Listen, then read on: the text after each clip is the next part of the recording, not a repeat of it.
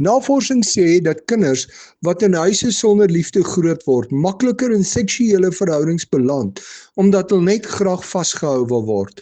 Dit word vandag as normaal voorgestel dat 'n man en vrou met mekaar seks het, sonder dat hulle getroud is.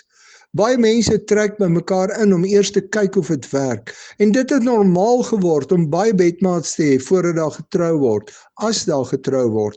Ongelukkig hou die huwelike nie van mense wat baie bedmaats gehad het nie, want daar is geen kommitment nie. Onlangse navorsing het bewys dat mense wat eers trou en daarna seks het, se huwelike 'n baie groot kans op sukses het.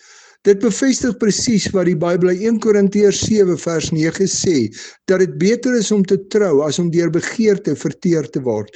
Die Here Jesus sê ook in Matteus 5 vers 28, dat as 'n man na 'n vrou kyk en haar begeer, hy reeds in sy hart met haar sonde gepleeg het. Die Here het ons seksuele wesens gemaak, maar ons moet seksualiteit volgens God se wil binne die huwelik uitleef.